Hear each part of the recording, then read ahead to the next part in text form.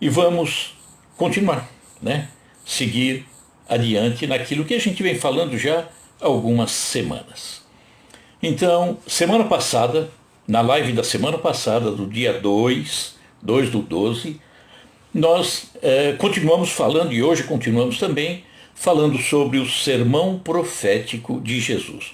Só que agora no finalzinho, né, no último trecho desse sermão profético, que é o momento das grandes tribulações, até chegar à vinda, né, de Jesus e aquilo que as pessoas entendem como julgamento final, que não é bem da maneira como as pessoas imaginam, não.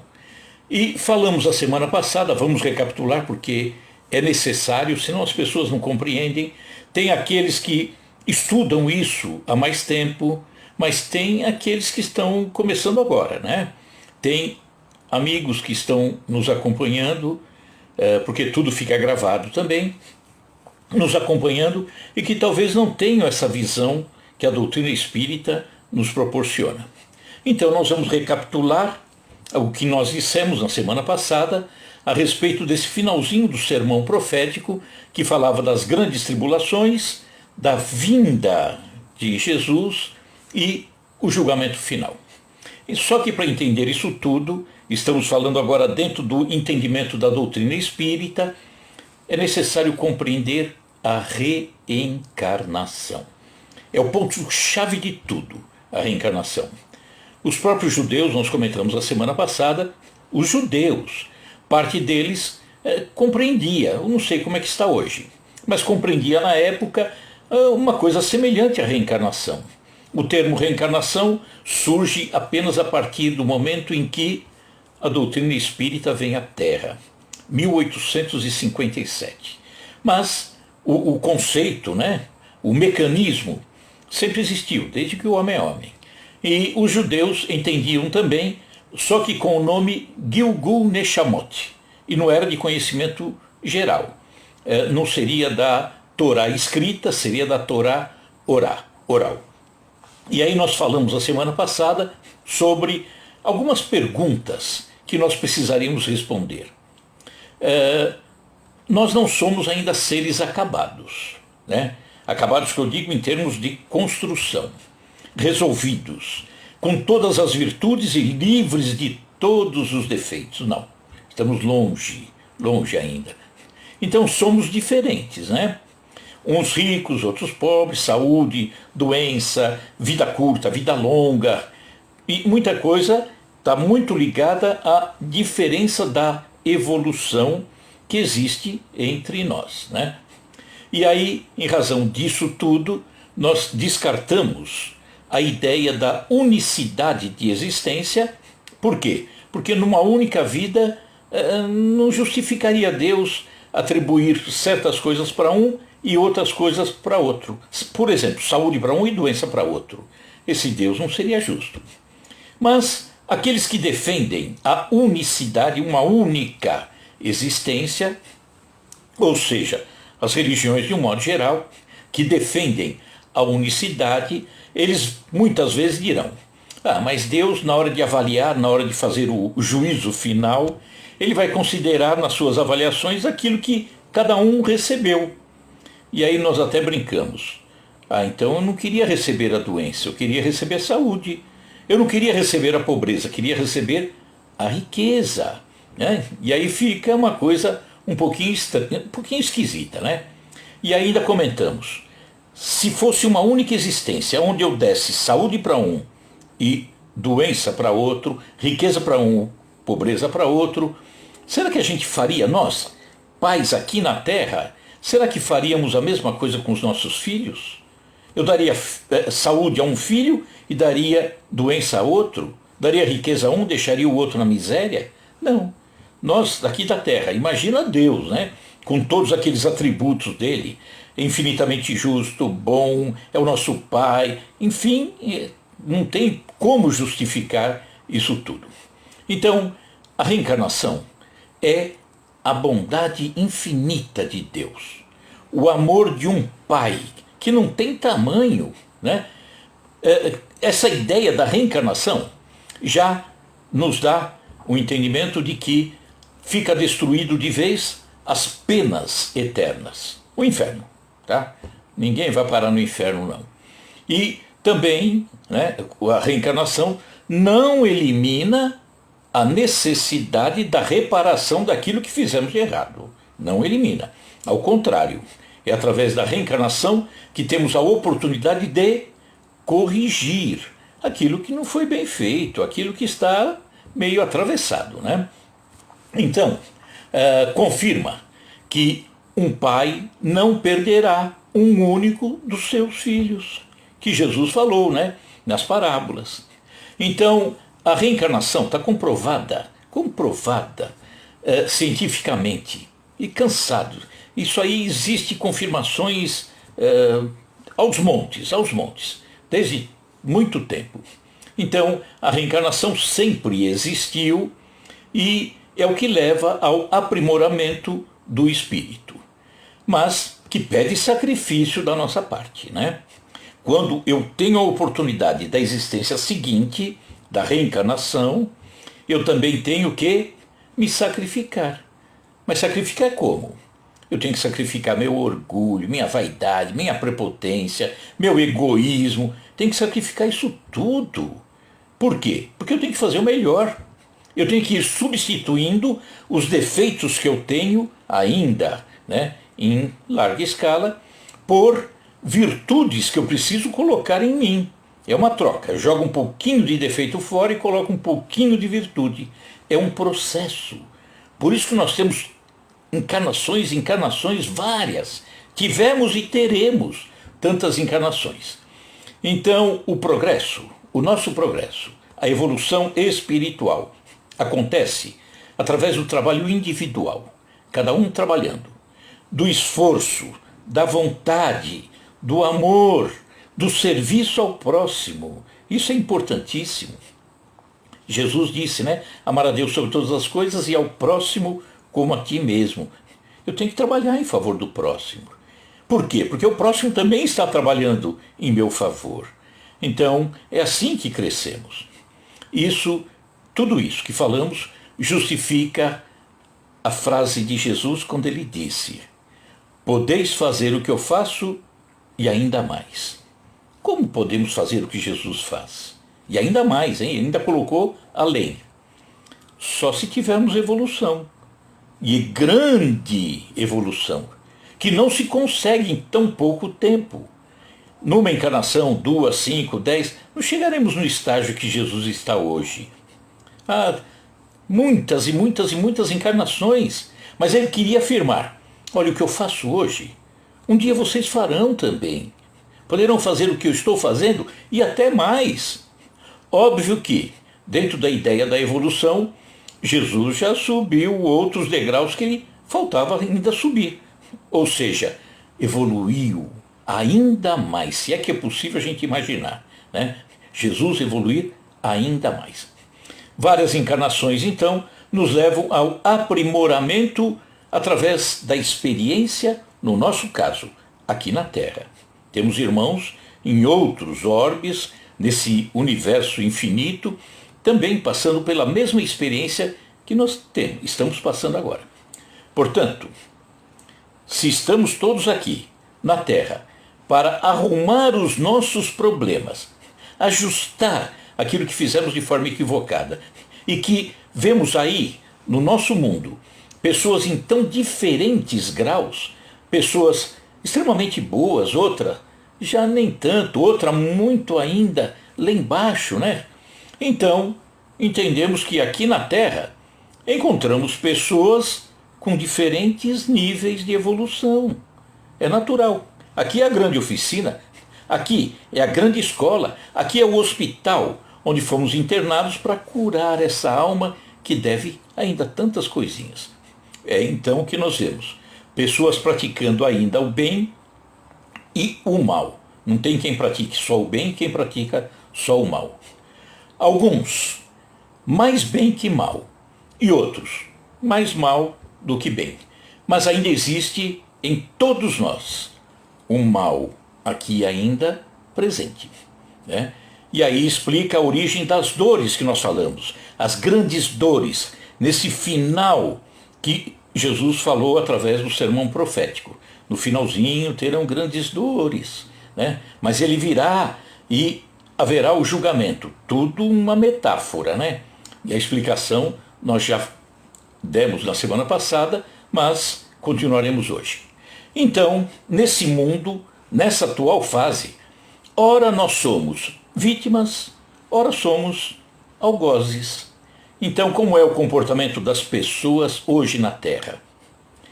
Parte da população é mais correta, mas não totalmente correta.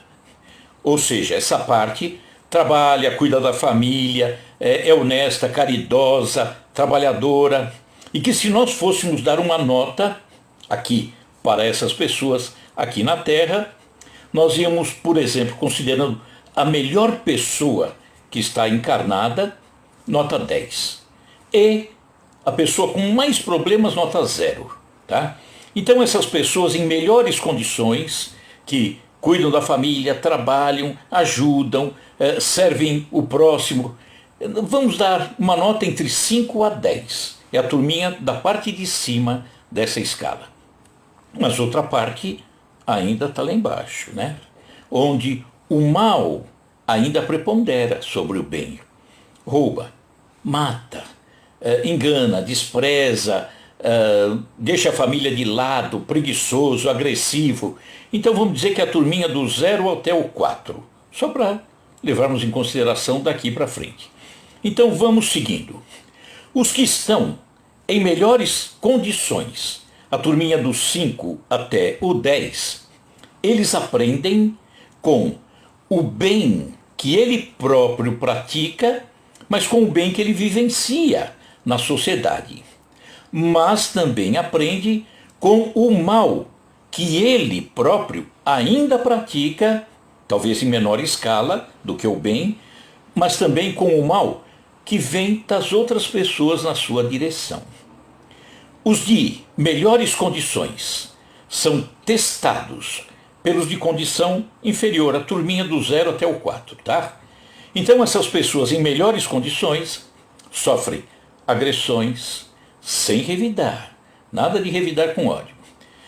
Precisam exercitar a tolerância, praticar a caridade, ajudar sempre, pedir justiça, verdade, mas não vingança, vingança não cabe, ter resignação, buscar forças para reconstruir a sua vida que foi destruída pela turminha do 0 ao 4, mas eles não são, esses que estão em melhores condições, a turma dos 5 ao 10, não são inocentes. Não, não.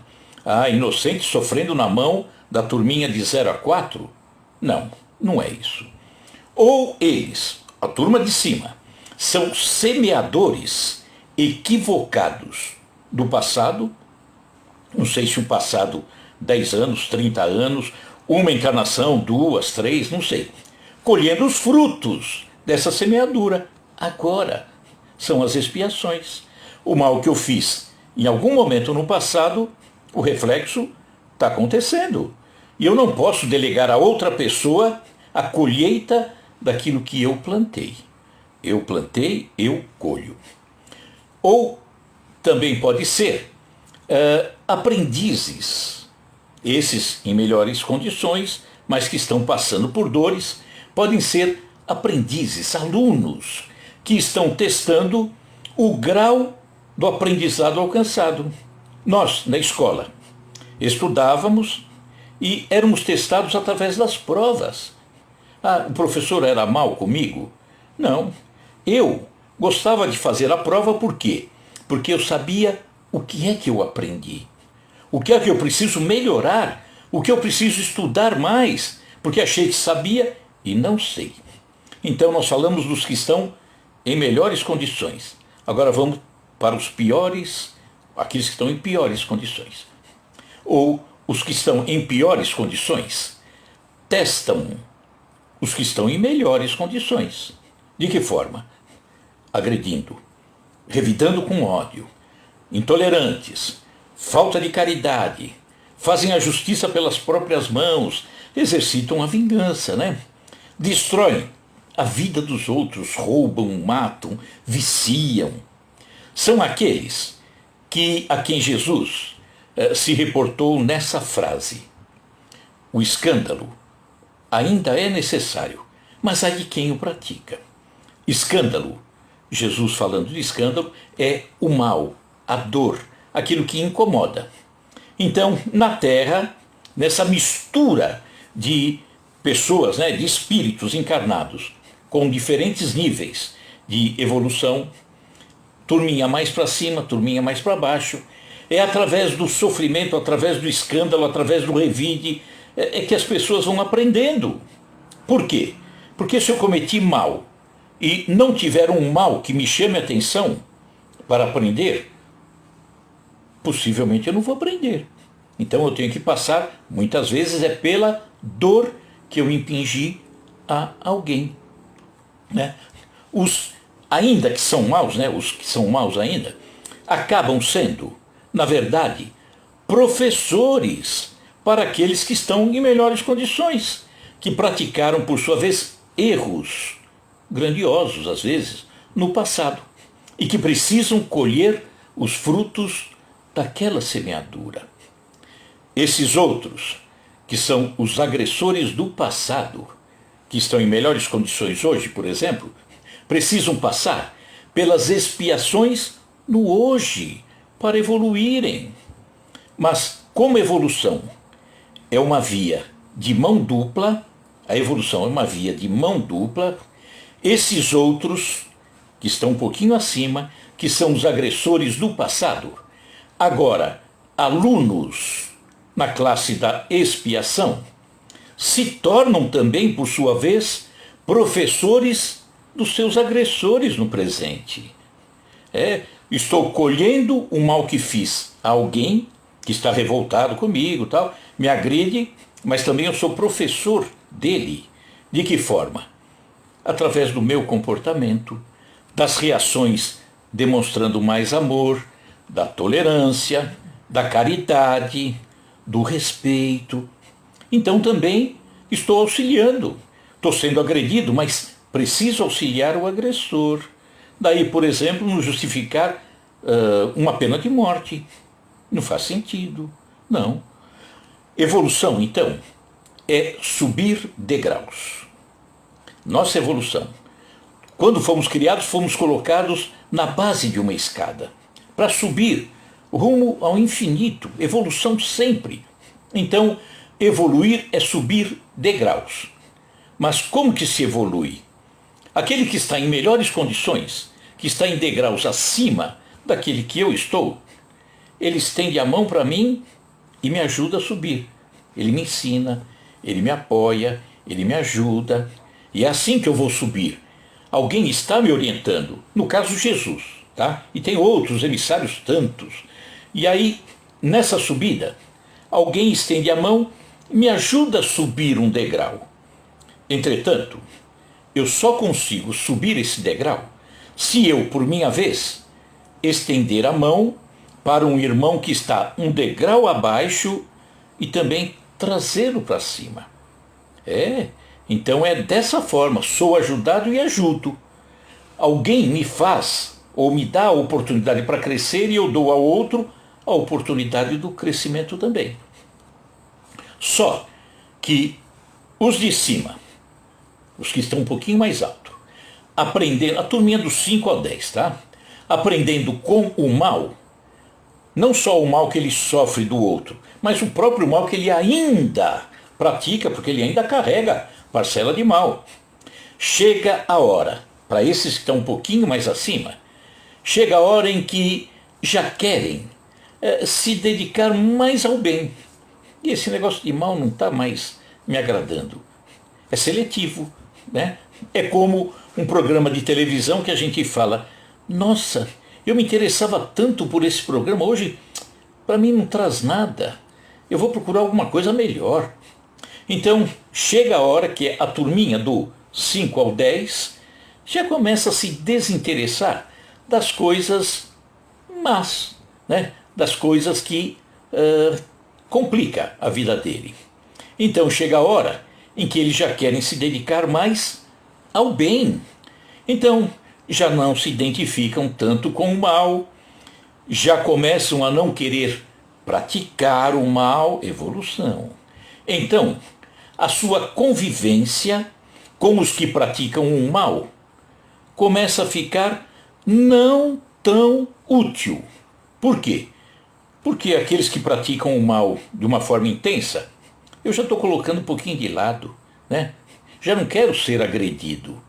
Então, aqueles que estão mais embaixo, já não auxiliam tanto na evolução aqueles que estão acima e que começam a se voltar para as melhores coisas.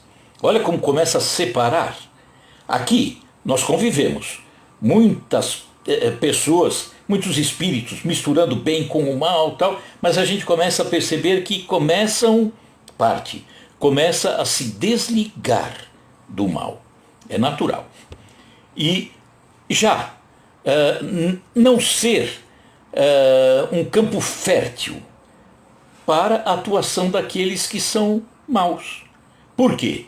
Porque eu quero praticar caridade, eu quero ajudar, quero auxiliar, já não dou espaço para aqueles que querem praticar a maldade com a minha participação ou junto a mim. Mas chega um momento em que a convivência entre ambos, os que estão um pouco mais acima, nota 5 a 10, com os que estão mais abaixo, já não produz o mesmo efeito benéfico, né? Alguns estão tão acima e outros tão abaixo. Vamos lembrar, por exemplo, alguns personagens maravilhosos. E logo nos ocorre, dentro da doutrina, o nosso querido Chico. Será que o Chico se envolvia ou ficava decepcionado com as pessoas que faziam mal? Ou ele compreendia e perdoava? Compreendia e perdoava. E se fizesse mal a ele? Compreendia e perdoava. Já não atingia. Ele já estava desligado. O foco dele era outro. Era outra direção. Então, vamos ver em nós situações que talvez deixe assim um pouquinho mais claro isso que eu quero dizer. Esse desligar das coisas não tão boas. Trânsito. Vamos lembrar do trânsito, né? Deve ter tido um tempo em que você, dirigindo o seu carro, alguém te fechava na rua. Um outro motorista te fechava. Você saía como quem não queria nada, mas ia fechar ele lá na frente. Ah, se eu não desse o troco. Deve ter acontecido com vocês também. Comigo acontecia no passado. Ah, eu tinha que passar. E hoje? O que a gente faz? Me fechou? Pô, vai com Deus, meu amigo. Vai em frente. Talvez ele não tenha visto, foi sem querer, deveria estar conversando com alguém. Ah, vai embora. Então, é uma mudança. Então, aquele, entre aspas, mal, né? Não chegou a ser mal, mas aquilo que fizeram, que eu achei que fizeram contra mim, que no passado me incomodava, hoje, não. Hoje eu não quero mais saber. Por exemplo, vamos dar outro exemplo. Um pai evoluído, um pai amoroso, correto, esforçado, tem um filho, aí, pequeno, 6 anos, 7 anos, que insiste em não aprender. E ele quer ajudar o filho, e o filho não quer aprender, a educação é complicada, enfim, ele não está afim de crescer. O pai quer ter tempo para fazer um curso, ir para uma faculdade, enfim, alguma coisa assim. E o filho fica em casa com o pai, riscando parede, quebrando coisa, fazendo horrores, né? O pai consertando a parede, pintando a parede, e o filho complicando cada vez mais. Aí o pai, sentindo falta desse curso, que seria bom para a sua evolução, para o seu crescimento, e o filho continuava quebrando, riscando, estragando tudo, esse pai procura uma boa escola. E bota lá, matricula lá o anjinho dele, né? E o filho, agora, numa convivência com crianças da mesma idade, né? Mudando de ambiente, vivendo uma nova experiência. Com certeza ele vai ser ajudado no seu amadurecimento. E o pai, mesmo cercando o filho de toda atenção, todo carinho, poderá agora buscar o seu crescimento. Não abandonou o filho, mas poderá fazer isso. Então, interrompeu-se um pouco da convivência entre ambos, mas foi algo benéfico. Às vezes, uma ligação tão complicada, é preciso que um desligue para que o outro possa ser ajudado por pessoas com um outro ponto de vista, por exemplo. Vamos dar mais um exemplo que me ocorre também agora, né? A questão de... Isso aí com você deve ter acontecido quando era criança, jovenzinho. Questão do apelido. Quando colocavam em você um apelido, tá lembrando disso? Aquilo gerava uma briga. Você ficava ofendido quando não partia para cima da pessoa, né? Agredindo. E aí, passa o tempo e você desperta para o melhor. Você cresceu, você vê que aquilo é bobagem, então você agora não reage. E a pessoa vem com aquela maldade, às vezes, bota um apelido e quer que todo mundo te chame pelo apelido, e você diz, tá bom, legal, tá bom, esse é o apelido? Tá. E você não reage. O que acontece? A coisa murcha. Daqui a pouco perdeu a graça. Você se desligou daquela situação. Quando você era moleque, né, menina, que andava pela rua com a turminha, tocava campainha, quebrava vidraças. Uma hora, se você, no meio dessa algazarra toda, se você dissesse, não estou achando mais graça nisso. Eles viriam, opa, vamos lá, temos que quebrar vidro. Não quero não, pode ir embora. Perde a graça, você separa, eu não quero mais isso. E me afasto, e vou buscar outras companhias. Aquela já não me serve mais, né? E aí acontece, por exemplo, com espíritos obsessores, que atingem os inimigos, por exemplo, aqui encarnados, e que esses encarnados, modificando a sua vida, melhorando um outro ponto de vista, fazendo o bem, modificam então o seu caminhar. E aí, a sugestão ou sugestões dos obsessores não encontram mais espaço. E eles desistem. Vão embora. Não tem espaço, vão embora. Então a Terra, o que eu quis explicar é isso. Há uma confusão ainda entre os diferentes níveis. Muita gente praticando mais bem do que mal, muita gente praticando mais mal do que bem, mas nesse intercâmbio. De repente, os que estão um pouquinho acima, se desligando daqueles de baixo, daqui a pouco vai ficar uma brecha que não tem mais acesso. Não, eu não estou afim de ficar abalado, de reagir, de maltratar. Não, de forma nenhuma. Então, cada um estará à procura daquilo com o qual ele se afiniza, aquilo que é afim. Eu estou indo para o lado do bem, eu quero coisas melhores. Eu estou no lado do mal, vou continuar com as coisas piores, né? Então, olhando para a Terra, é inegável que as coisas estão mudando. Sem sombra de dúvida, está mudando. Mas eu vejo violência. É a turminha do mal. Por quê? No Livro dos Espíritos tem uma citação que diz que o mal ele é mais violento, ele espalha mais, é mais agressivo. E o bom é aquele que fica mais na dele, mais acanhado. Então é por isso que aparece o mal e não aparece o bem. Veja na televisão o que é manchete. Crime, roubo, briga política. Vê se eles fazem um programa voltado para uma entidade que faz doação de cesta básica. Não tem graça. Para eles não tem. Eles querem atingir o mal. É isso que dá manchete, né? Mas é inegável que as coisas estão mudando.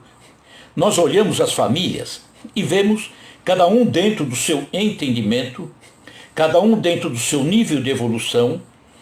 A grande maioria está preocupada em manter sua família, cuidar dos seus filhos, levá-los à escola, dar uma boa instrução, uma boa saúde. A grande maioria. Mas a turminha da nota 0 a 4 vai lá roubar, vai maltratar, e eles aparecem na mídia. Mas a grande maioria está buscando subir. Então, a Terra está às portas de um novo mundo. O mundo de regeneração. Começamos a Terra e todos os mundos, numa condição primitiva, onde nós éramos mais animais do que ser humano, regidos só pelo instinto. Fomos para expiação e provas, que nós estamos nesse finalzinho. Expiação e provas onde o erro que eu fiz eu quero corrigir porque me incomoda, já tenho boas noções de justiça, quero fazer o melhor. E nessa transição, que a grande maioria começa a querer melhorar-se, o mundo vai começar a pender para o bem, para o lado bom. As pessoas se afinizarão no lado bom. E aí estaremos às portas, já estamos, na porta da entrada de um novo mundo, de uma nova era. O mundo continua aqui, a Terra no mesmo lugar, mas de uma nova era, que é a da regeneração, onde o bem superará o mal. Existirá ainda um pouco de mal, mas o bem superará. Então estará acima. Então, no sermão profético de Jesus, esse terceiro período, que as pessoas, as religiões, os estudiosos, os teólogos, separaram em 3 períodos, nós estamos no terceiro período do sermão profético, terceiro e último, onde aconteceriam as grandes tribulações, e a gente está vendo toda hora, muita confusão, e que terminaria com a segunda vinda de Jesus e o julgamento final. Então agora nós vamos lá, A instalação do mundo de regeneração faz parte da concretização daquilo que foi profetizado pelo próprio Jesus. Então, vou falar daquilo que eu entendo a partir do conhecimento que eu estou buscando dentro da doutrina espírita. Vamos começar então. Sofrimento está aí. Vamos então para a segunda vinda de Jesus, ou da mensagem de Jesus. As religiões entendem vinda dele, fisicamente. Ele aqui, em carne e osso. Vai morrer de novo, nós vamos matar de novo. Isso está em Marcos, capítulo 13, versículo 26 a 27. E então, verão vir o Filho do Homem, que é Jesus, ele se intitulava Filho do Homem, fazendo uma alusão a estar encarnado, filho de José. Então, verão vir o Filho do Homem nas nuvens, lá em cima, com grande poder e glória, acima de todos, portanto. Ou seja, organizando, orientando, é o que eu entendo. Então, o Filho do Homem virá nas nuvens, organizando isso tudo, que está aqui embaixo.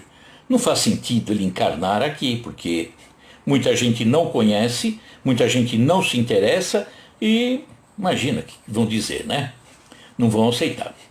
E aí a continuidade desse trecho que está em Marcos, capítulo 13, versículos 26 e 27. Então, o Filho do Homem vem nas nuvens.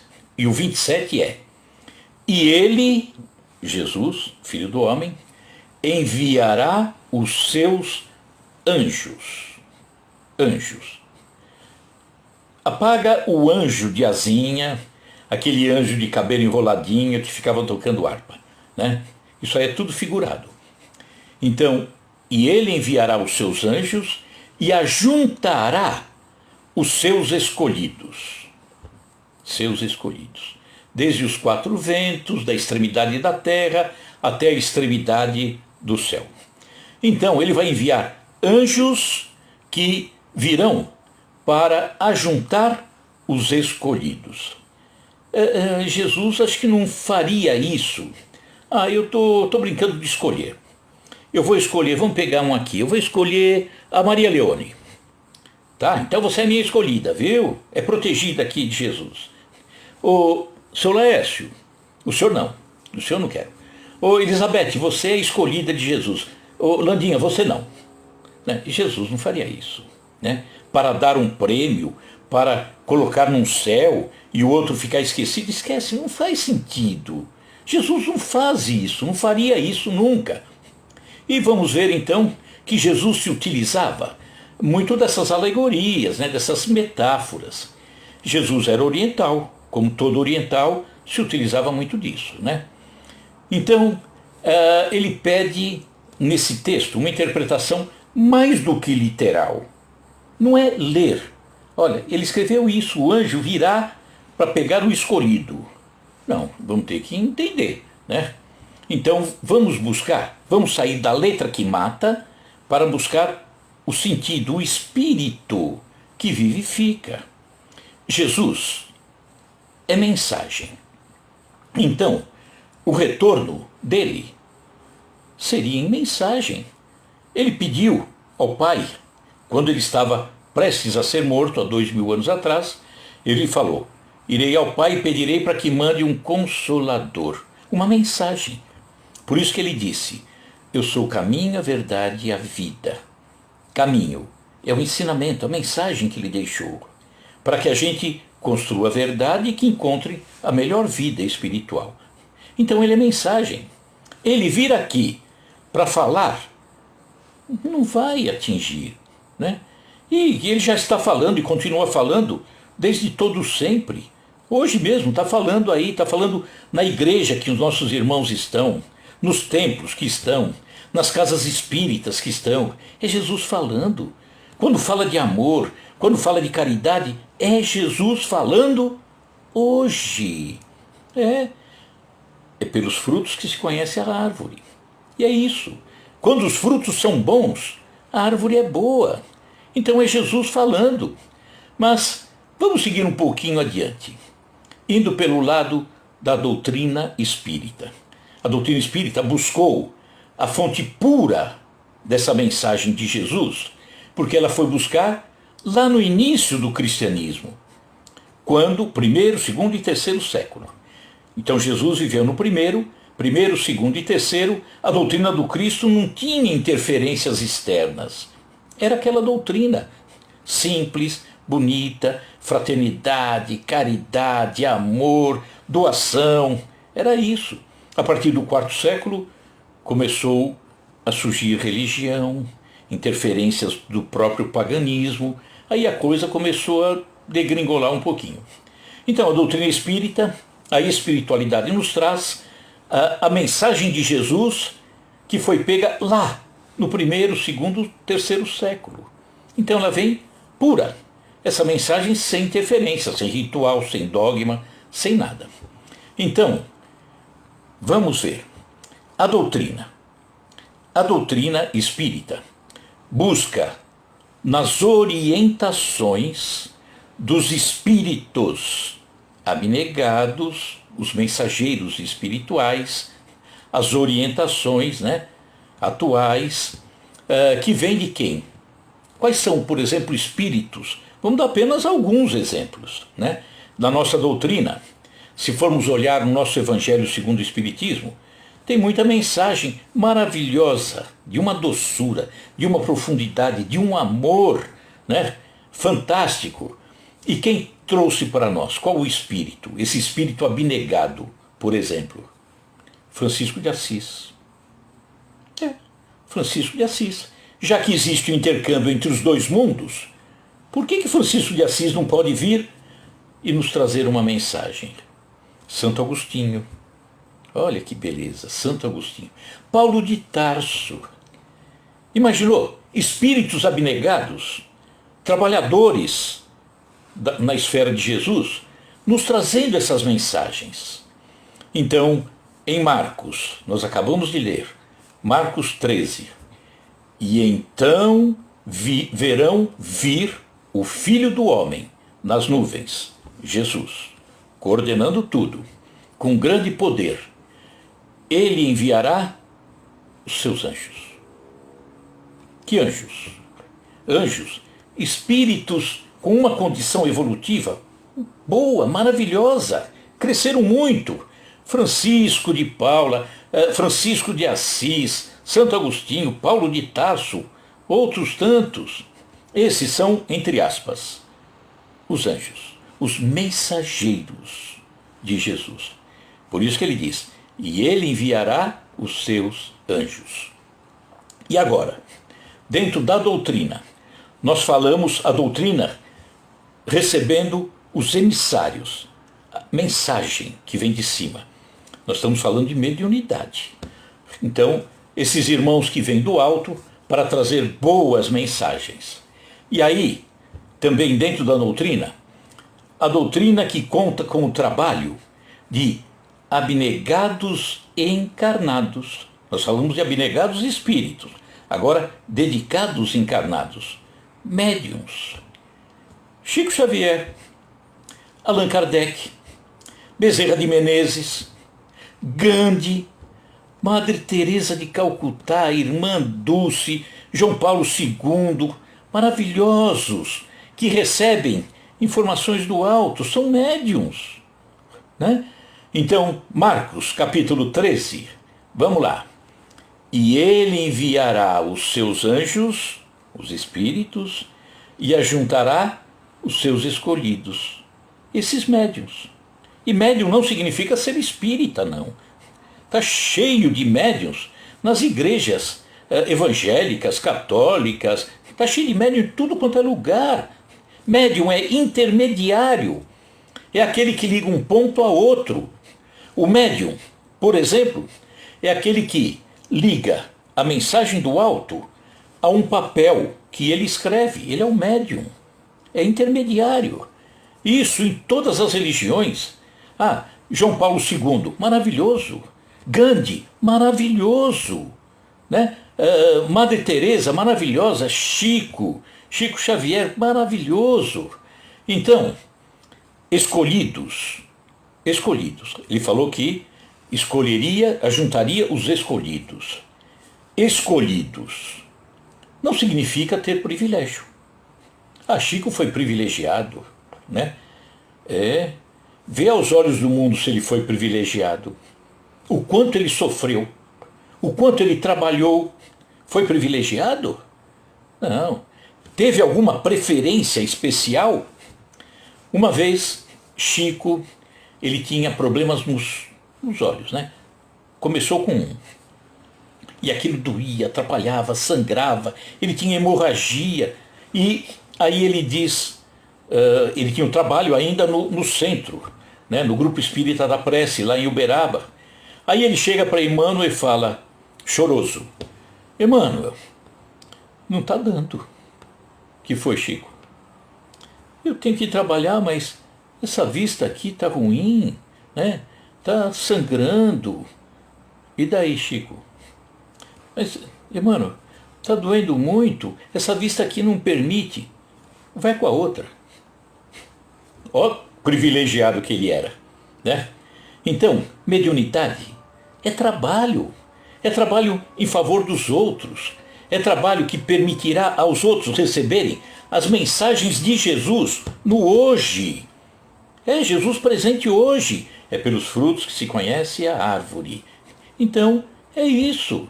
Esses irmãos falando conosco através de um médium, e não importa de que religião é. Está cheio de médiuns, como eu disse, na igreja evangélica, na católica, que é médium e nem sabe, e nem precisa saber, faz o trabalho dele, e já está muito bom, né? Então, é por isso que estaria narrado em Marcos assim, e ele enviará seus anjos e ajuntará os seus escolhidos, desde os 4 ventos da extremidade da terra até a extremidade do céu. Mediunidade está em toda a terra, em todos os locais.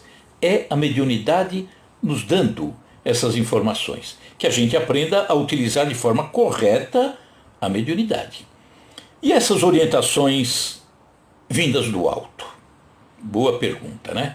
Essas comunicações, dá para aceitar? Bom, recebi uma comunicação. Aceito ou não aceito? E agora? Erasto. Erasto foi companheiro de Paulo de Tarso, há 2000 anos atrás. E o espírito Erasto, trabalhador, maravilhoso, né? Um espírito já num grau de evolução muito bonito. Então esse companheiro de Paulo de Tarso, numa mensagem mediúnica, no livro da codificação está lá. Mais vale rejeitar 10 verdades do que admitir uma única mentira, uma única teoria falsa. Então, temos que avaliar, temos que analisar. Dá para aceitar? É pelos frutos que se conhece a árvore.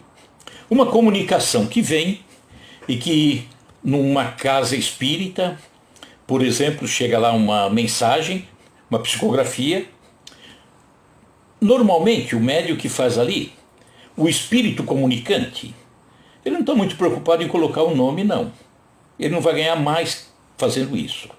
Ele nem se preocupa.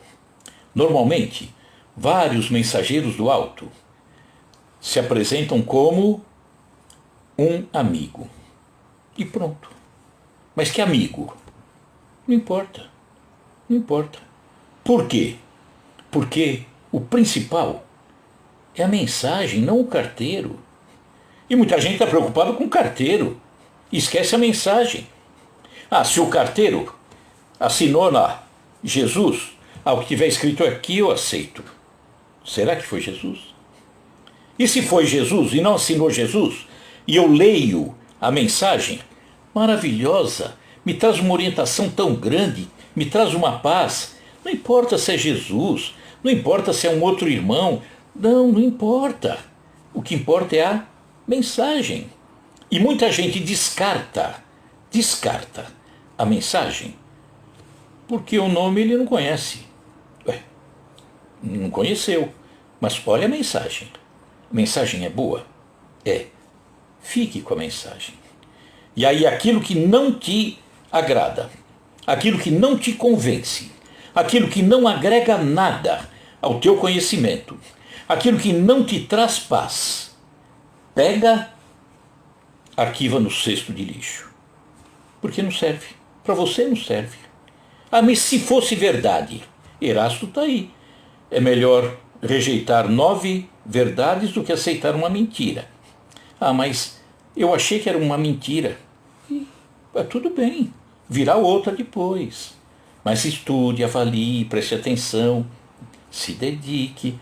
Então, essa é a mensagem de Jesus, que normalmente irmãos de outros segmentos religiosos não conseguem entender. Tá? Temos hoje em dia, já vem de um passado, hein? Mas hoje em dia, muitas mensagens, muita orientação, muita coisa, não necessariamente na faixa dos efeitos físicos, mediunidade na parte dos efeitos físicos, aparições, materializações, isso aí já não chama tanto a atenção. Ah, mas eu queria ver. Aí é mais curiosidade do que aprendizado. Por quê?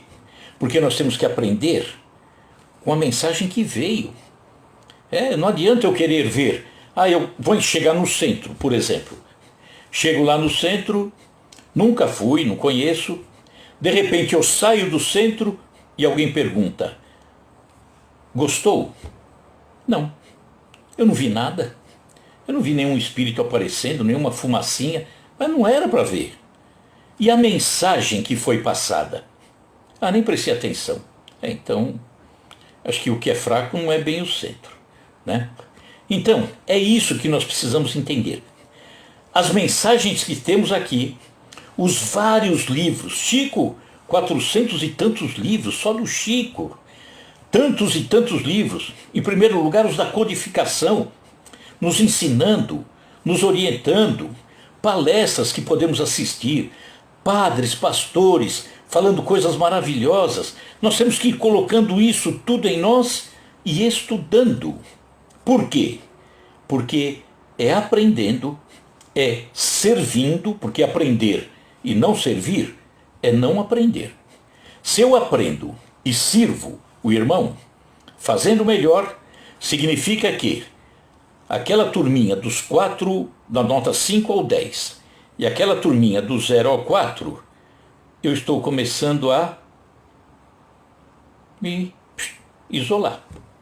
Ou seja, estou me habilitando nessa mudança que o mundo já está passando, entrando nessa fase de regeneração, estou me habilitando a ter boas chances para continuar aqui, neste mundo de regeneração. Tá? Semana que vem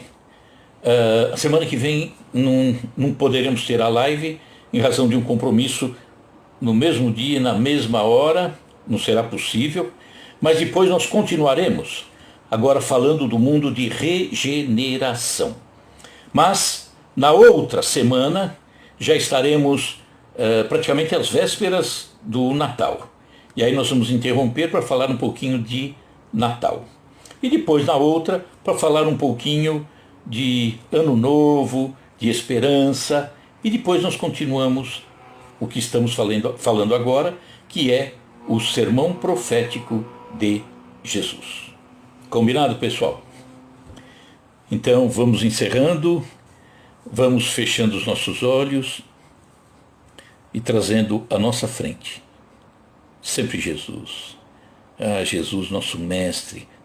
E agradecemos a Ele, porque nos envia tantos emissários que querem nos deixar mensagens, porque todos nós necessitamos tanto. Precisamos aprender, precisamos compreender, precisamos empreender, colocar à disposição do outro. Então, te agradecemos, Jesus. Te agradecemos pelo carinho, pelo amor, por nos colocar isso tudo diante de nós. Só que colocar diante de nós e nós não aproveitarmos, o mundo passa. E talvez percamos a chance. O melhor momento nosso, agora. Melhor local nosso, aqui. Obrigado, Jesus, por tudo que você nos deixa. Que assim seja, graças a Deus. Grande abraço, pessoal, que está aí nos acompanhando. Uma alegria, né? Ter sempre vocês conosco. E que, então, na próxima semana a gente dá essa puladinha, mas na outra a gente já retorna. Tá bom? Grande abraço. E olha, gratidão é minha, viu?